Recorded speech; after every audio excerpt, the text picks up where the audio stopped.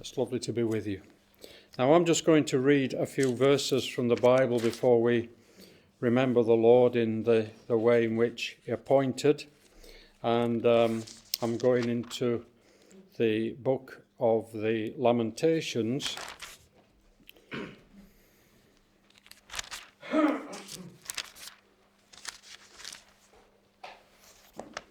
So I'm going into the book of Ecclesiastes. I don't know why I said Lamentations then.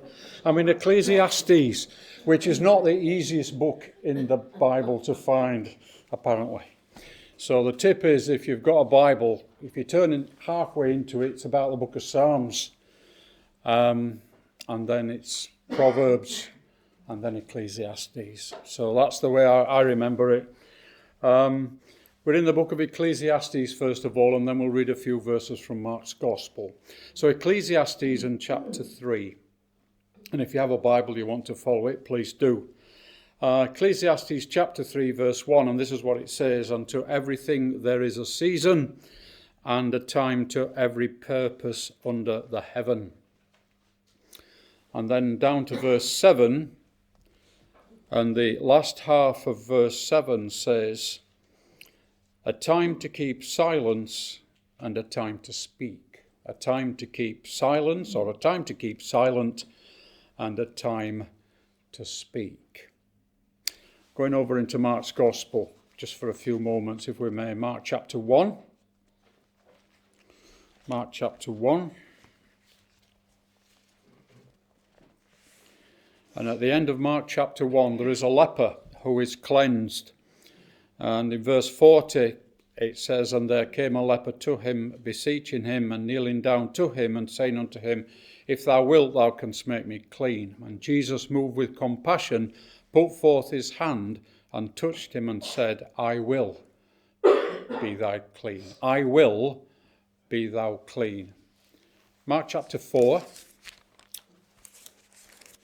Again at the end of the chapter, Mark chapter 4, we've got another miracle, this time the stilling of the storm. You remember when the Lord was asleep there in the boat, and Mark gives an account of that, and it says there in verse 39 that the Lord Jesus arose and rebuked the wind and said unto the sea, Peace be still, peace be still. And the wind ceased, and there was a great calm. Chapter 5, the end of the chapter again, there's another miracle. This time it's the raising back to life of Jairus' daughter. You remember that young girl who sadly died, and the Lord Jesus went to the house with Peter, James and John.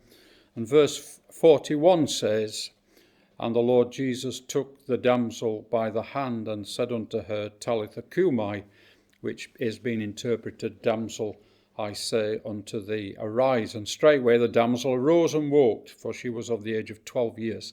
And they were astonished with a great astonishment." And our final reading is in chapter 15 of Mark.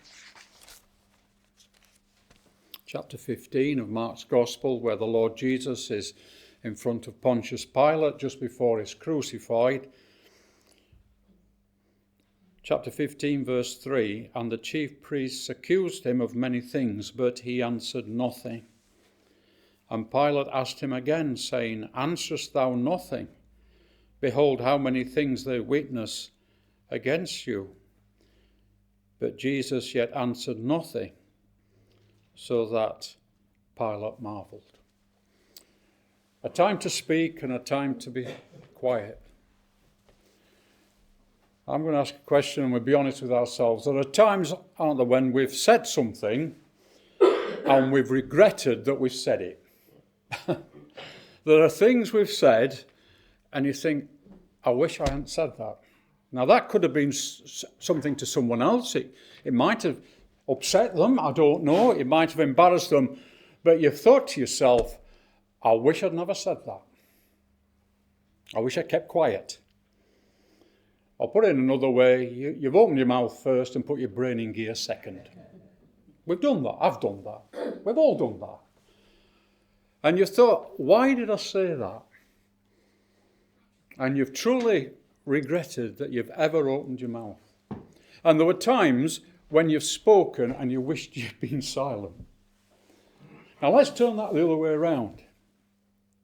Because there's been times, I can certainly say in my life, when I should have spoken and I was quiet. I was silent. And that can be with a witness to speaking for the Lord particularly, and you've had a chat with someone and you could have said something. You could have witnessed and you didn't. And you should have spoken and you were quiet.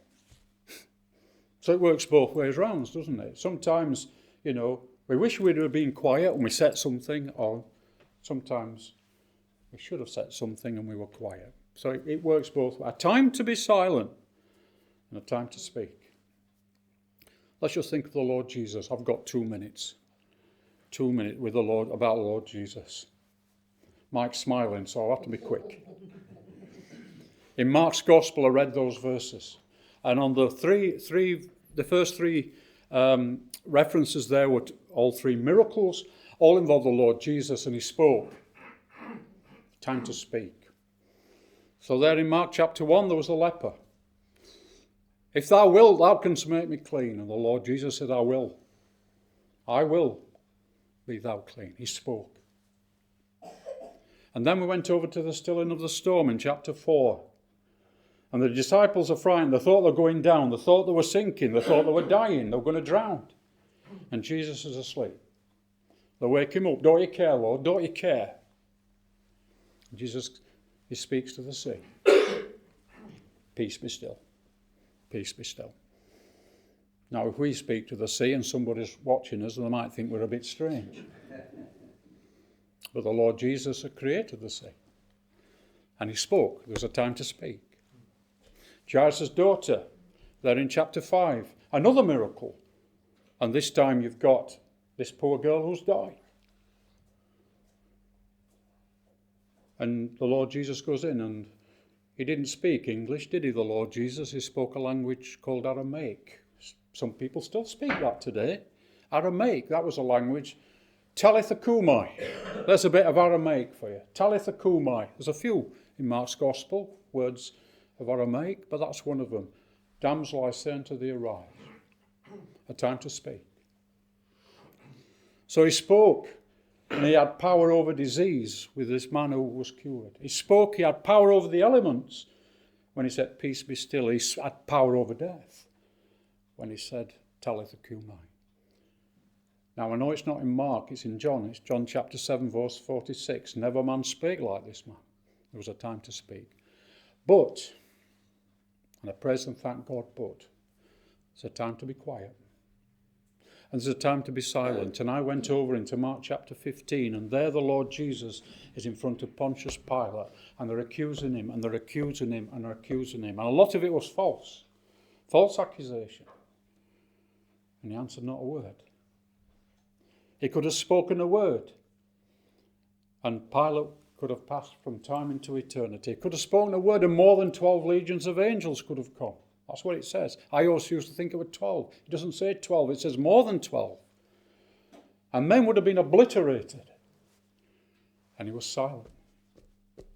And it says he answered not a word. And Pilate looked at that man and he marvelled at him because he was silent. So there's a time to speak and there's a time to be silent. And you know there upon that cross later he died, and yes, he did speak upon the cross. Yes, of course he did. We know that. But here in Mark 15, he answered nothing. They accused him of loads of things that were wrong, and he just answered nothing.